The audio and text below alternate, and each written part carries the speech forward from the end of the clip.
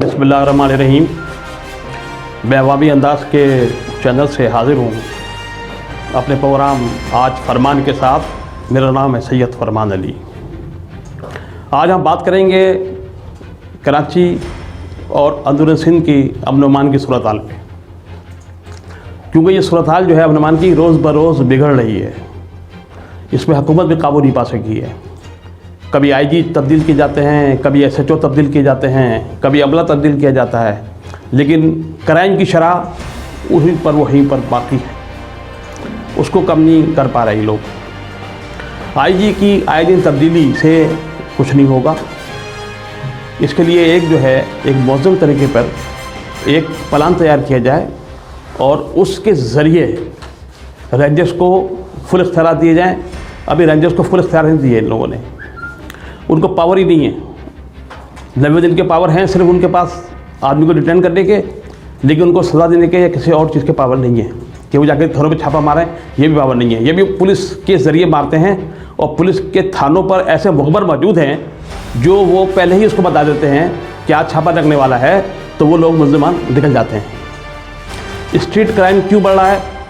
Street crime बढ़ने की वजह यही है कि ये लोग उसको ट्रेस आउट कर पा रहे हैं। जब पुलिस में काली भेड़ें मौजूद हैं तो चाहे रेंजर्स हो या फौज भी हो, वो इस क्राइम पे काबू नहीं पा सकेगी।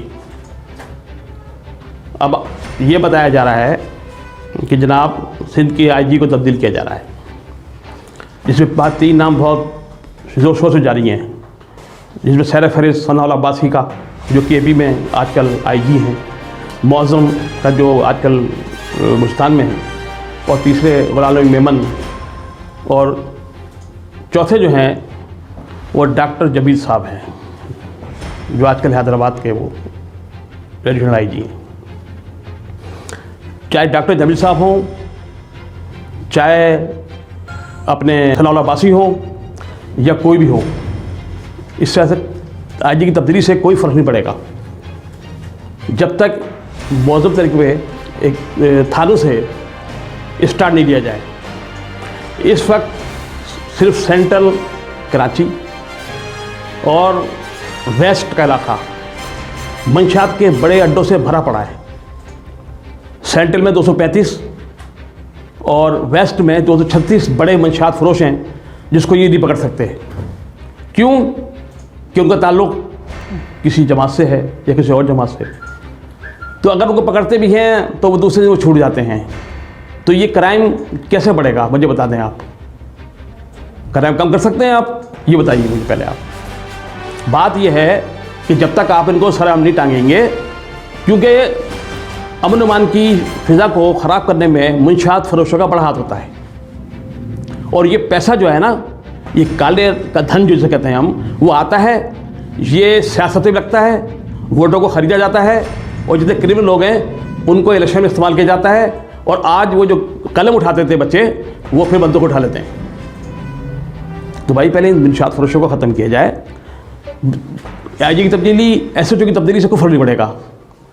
लेकिन अगर आप आईजी लगाना चाहते हैं तो गुलाम नबी मेमन को आईजी लगाएं, कि सनाउल्लाह अब्बासी जो हैं, माफ़ कीजिएगा, वो पीस पार्टी ना लाएगी इनको, क्योंकि वो इनकी बात मानेंगे नहीं। जब एडी ख्वाजा को तब्दील किया जा रहा था और आईजी के नाम चल रहे थे, तो उसमें कई नाम फहरिस्त में शामिल थे। जिसके नाम शामिल थे फहरिस्त में, एक आईजी साहब थे जो बलूचिस्तान में उनकी पोस्टिंग है आजकल, नाम जिन लूँगा उनका मैं। उनसे मेरी एक दावत मुलाकात हुई। मैंने कहा भाई आपका नाम चल रहा है और आप सैर फहरिस्त हैं, आप तो आ रहे हैं आईजी, एडवांस मुबारक हो आपको। मुझे कहने का यार या मजाक कर रहे हैं मुझसे। ठीक है, मुझे पार्टी के एक करता धरता शख्स ने बुलाया था।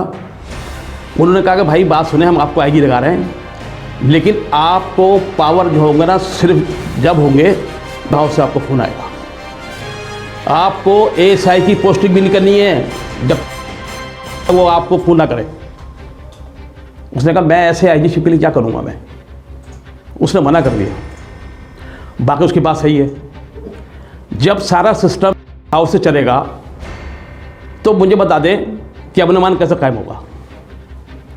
पुलिस को फ्री किया जाए, सियासत से पाक किया जाए और उसे तमाम अख्तियारात दिए जाएँ, तो फिर तो ये अमन सूरत हाल जो है ना कराची की, ख़ास तौर पर कराची की,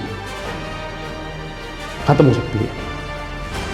दूसरी बात यह है कि अंदरूनी सिंध में जो हैं वो डाकू वो लोग हैं जो कल सियासत में थे, आज सियासत ख़त्म हो गई उनकी, वो डाकू बन गए।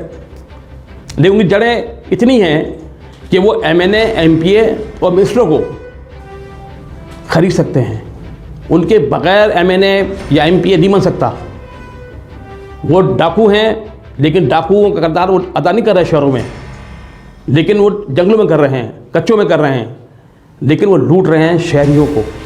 और उनका सबसे बड़ी बात अलमिया ये है कि जो भी SHO उनके इलाके में लगाया जाता है, तो वो डाकू का जो सरदार है उसकी रिकमेंडेशन में लगाया जाता है। तो मुझे बता दें, वो कैसे पकड़ेगा जुराब पेशा अफराद को। बात यह है कि सिर्फ पैसा, सियासत ये है, तो इस तरह से आप मान पर काबू नहीं पा सकते। आपको फ्री हैंड देना पड़ेगा पुलिस को। आज कल जो लगे हुए हैं जितने भी एडिशनल IG, DIG, SHO, सब के सब जो हैं वो सियासी तौर पे लगाए गए, जिनकी कोई सिफारिश नहीं है, वो फिर पैसों से लगे हैं। लाजमी उनको जो पैसे दे के आए हैं तो पूरा तो करेंगे ना वो। तो मुझे बता दें कि वो कैसे अब्दुल मान पर काबू पा सकेंगे। तो मैं हुकूमत को, बल्कि इमरान खान को ये मैं सिफारिश कर रहा हूँ कि अगर सिंध की सूरत हाल को ठीक करना है, अमन अमान की सूरत हाल को ठीक करना है, तो आपको पुलिस की में तब्दीली लाना पड़ेगी। वो आपका हक़ नहीं है, 28वीं तरमीम से आपका हक़ नहीं बनता, लेकिन आप एक ऑर्डर जारी कर सकते हैं, सदर पाकिस्तान ऑर्डर जारी कर सकते हैं, जिसके सारा सिस्टम ठीक हो जाएगा। अगर आपने ऐसा नहीं किया तो सिंध तबाह हो जाएगा, अंदरूनी सिंध लोग मर जाएंगे, कराची के लोग लूटते रहेंगे, उससे कोई पसमान नहीं होगा। जो कराची को लीडरशिप मिली वो भी पैसे लेके चली गई है, वो भी इनके हाथों में की हुई है। अब आपका ये कराची का शहरी कहाँ जाएगा, मुझे बता दें आप। तो ये है मेरा तज्जिया। अगर हुकूमत इस पर अमल करे तो हालात बेहतर हो सकते हैं। खुदा हाफिज़।